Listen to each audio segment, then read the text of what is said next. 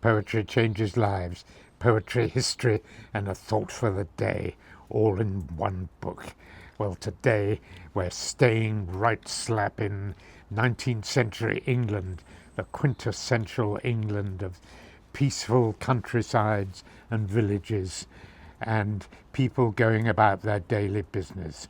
On this day in 1815, the great English novelist Anthony Trollope was born.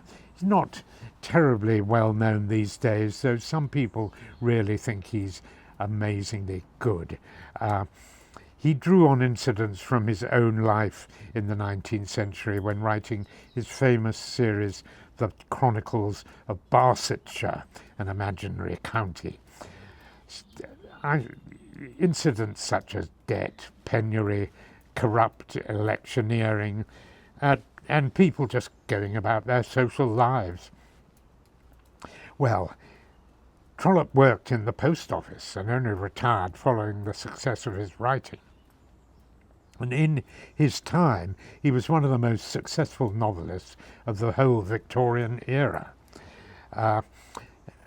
Well, it's worth giving his books a try, though I find them a little bit sort of slow. The modern taste is for things to sort of happen quickly and lots of excitement. Trollope's not like that, but he's very deep and insightful and quite witty as well. Today I'm going to read a poem by Rupert Brooke, another great Englishman, tragically killed young in World War I.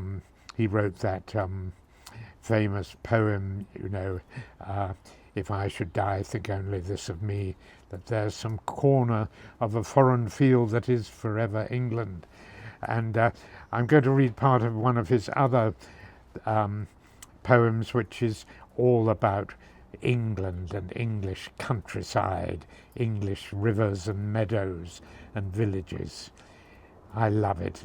It really brings back a bit of nostalgia. Here we are, the Old Village Grantchester.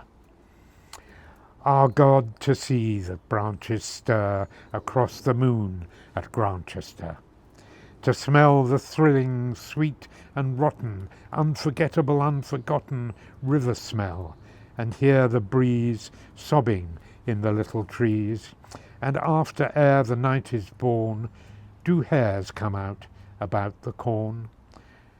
Oh, is the water sweet and cool, gentle and brown above the pool? And laughs the immortal river still under the mill, under the mill? Say, is there beauty yet to find, and certainty and quiet kind? Deep meadows yet for to forget the lies and truths and pain? Oh, yet stands the church clock at 10 to 3, and is there honey still for tea? I love that.